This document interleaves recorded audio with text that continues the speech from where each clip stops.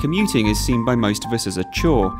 Business travel, whether national or international, is little different. And whether you travel by plane, train or automobile, the journey can be time-consuming and often expensive.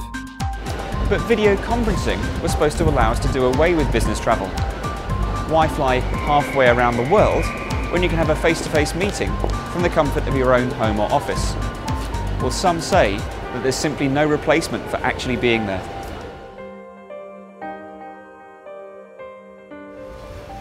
If we look at the field of kinesics, the opportunity to be able to read body language, the opportunity to shake people's hand, I don't think we'll ever truly replace physical interaction and physical relationships. But the video conferencing market is continually evolving. Microsoft has recently acquired Skype, which will be integrated into its Link solution. Google Hangouts allows multiple simultaneous video sessions for free. And at the higher end of the market, there are still full video conferencing and telepresence solutions for those wanting the next best thing to being there. So how do these different solutions compare?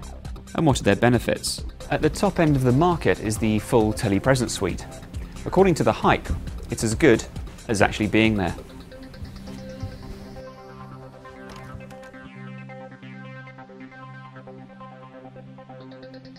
So I'm here at EMC with Adam Cooney, Lynn McKay and Patrick Cooley. Now, from where I'm sitting, it seems that the three of you are literally in this room with me, with this bench sort of extended out into the screens I can see in front of me here, and behind you I can see the chairs and the walls being the same colour as the room I'm in and the same colour as each other. But I know we're all in different locations, but I'm guessing this isn't a coincidence. This is a deliberate strategy by EMC to sort of further the immersion. Is that right, Lynn?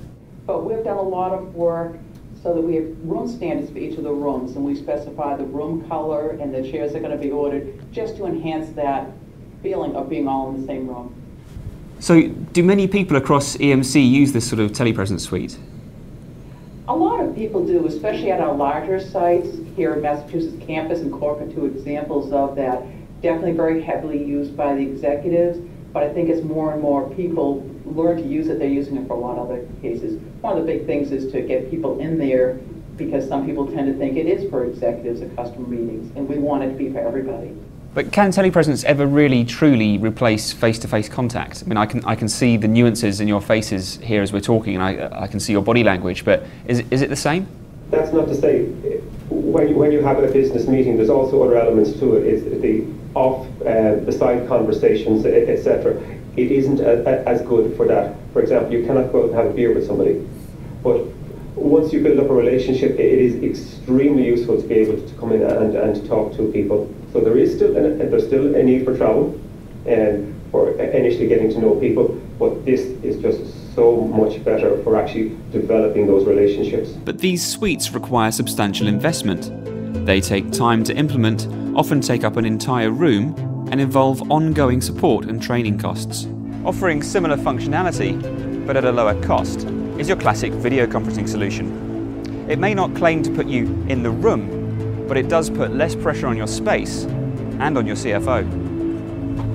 So how does this video conferencing system work? So it runs across either a dedicated wide area network, an IP network, or it can run across your MPLS network as well. But Interoute provides the whole service to our customers. Why use this sort of system and not a full telepresence suite?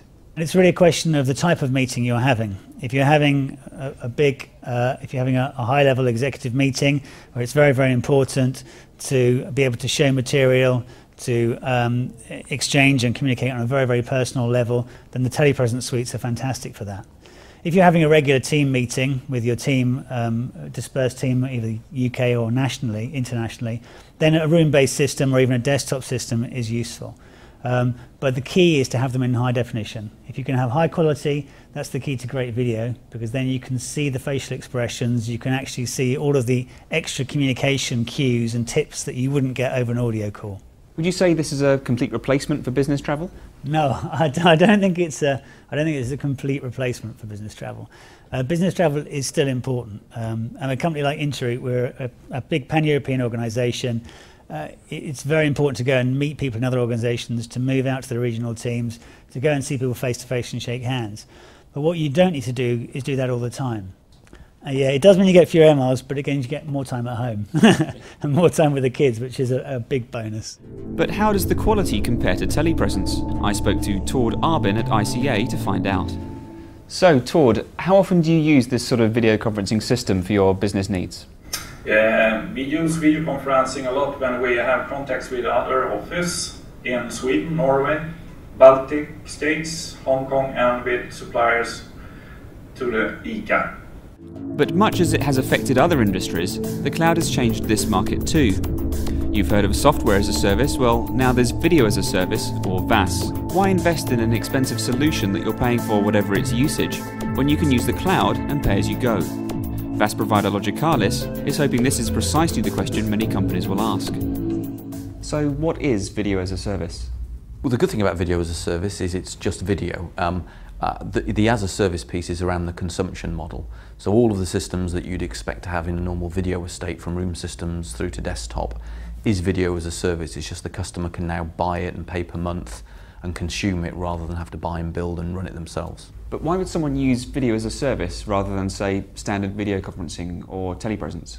Two real reasons. One is speed of delivery, and secondly is skills and the way that they pay for it. So an organisation looking to exploit video quickly may choose video as a service because they can start up immediately, no capital costs, and pay per month as they consume the service. Do you think this could ever completely replace business travel? I was in the States last week, so I travelled, but I videoed back from my hotel room to do a number of meetings. I work in Slough. I now try not to come into London for meetings because I can dial into meeting rooms here from my desk and have multi-way video calls. But with customers, I negotiated a contract with a customer over video a couple of weeks ago.